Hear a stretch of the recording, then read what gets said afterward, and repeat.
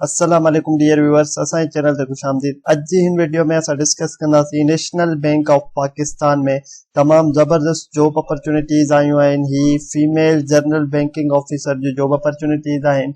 OG3 जूं ही job opportunities आहिनि ऐं इन में जेको आहे फीमेल कैंडिडेट्स अप्लाई करे सघनि था। ही तक़रीबन सिटीज़ में आहिनि, जंहिंमें फैसलाबाद, गुजरांवाला, हैदराबाद, इस्लामाबाद, झेलम, कराची ऐं ॿिया काफ़ी सारा सिटी मौजूदु आहिनि जेके तव्हां ही एडवर्टाइज़मेंट में ॾिसी रहिया आहियो। इन जी एलिजिबिलिटी जी ॻाल्हि कजे त एलिजिबिलिटी जे लाइ ग्रेजुएशन रिक्वायर्ड आहे 60%, या अगरि तव्हांजो GPA सिस्टम आहे 2.5 GPA हुजे। एज जी जेका लिमिट रखी वई आहे मैक्सिमम 26 ईयर, ऐं उन खां अलावा एक्सपीरियंस अगरि कंहिंखे बैंकिंग सेक्टर जो 1 ईयर जो आहे त उहो उन जे लाइ प्रेफरेबल हूंदो ऐं फ्रेश कैंडिडेट अप्लाई करे सघनि था।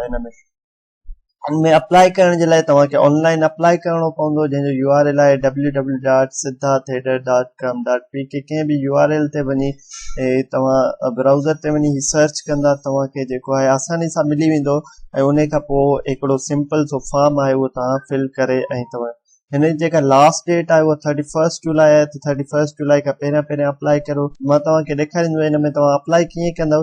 सभिनी खां पहिरियां तव्हां कंहिं बि ब्राउज़र ते वञी ऐं लिखंदव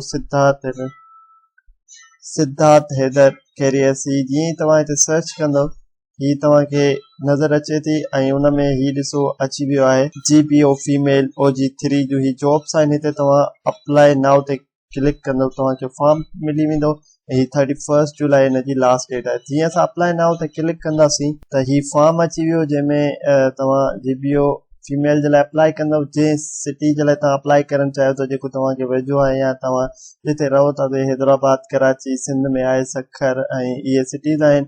ऐं उन खां अलावा जेको आहे तव्हांखे ही पूरो फॉर्म फिल करिणो आहे, नेम, एज वग़ैरह तव्हांजी जेको आहे लिखणी आहे। हिते तव्हांखे पंहिंजा कॉन्टेक्ट नंबर जेको आहे कंप्लीट मेलिंग एड्रेस ॾियणी आहे, त जीअं तव्हांखे अगरि इंटरव्यू कॉल वग़ैरह रिसीव थिए, तव्हांखे लेटर रिसीव थिए, तव्हांखे एकेडमिक क्वालिफिकेशन हिते तव्हांखे बैचलर BCom जेका तव्हांजी आहे उहा लिखणी आहे। ऐं हिते तव्हांखे ईयर रखिणो आहे फ्रॉम टू, त कहिड़े ईयर में तव्हां स्टार्ट कई, कहिड़े ईयर में। हिते तव्हांखे परसेंटेज लिखणी, हिते तव्हांखे पंहिंजी GPA लिखणी आहे। मास्टर्स अगरि तव्हांखे आहे त इहो तव्हांजो प्रेफरेबल आहे। उन खां अलावा हिते तव्हांखे पंहिंजो ग्रेड GPN डिस्क्राइब करिणो आहे। ही पूरो फॉर्म फिल करे हिते तव्हांखे पंहिंजो एक्सपीरियंस लेटर अटैच करिणो आहे। हिते तव्हांखे पंहिंजो एजुकेशनल डॉक्यूमेंट अटैच, ऐं हिते तव्हांखे पंहिंजो CNIC अटैच करिणो आहे। हिते तव्हांखे पंहिंजी CV अटैच करणी आहे। त तव्हांखे इहे 4 डॉक्यूमेंट अटैच करणा आहिनि, त तव्हांजो फॉर्म ऐं एट दी एंड तव्हांखे हिते सबमिट बटन ते क्लिक करिणो आहे। उमेद था कयूं तव्हांखे इन्फॉर्मेशन मिली वई त नेशनल बैंक ऑफ पाकिस्तान में फीमेल कैंडिडेट्स जे लाइ जॉब अपॉर्चुनिटीज़ आयूं आहिनि। त इन्हनि जॉब अपॉर्चुनिटीज़ मां वधि फ़ाइदो हासिल कयो। मज़ीद इन्हनि इंफॉर्मेटिव वीडियोज़ जे लाइ असांजे चैनल खे लाइक कयो, सब्सक्राइब कयो, जीअं असांजी ईंदड़ हर नई वीडियो ते पहुची सघे। अल्लाह हाफ़िज़।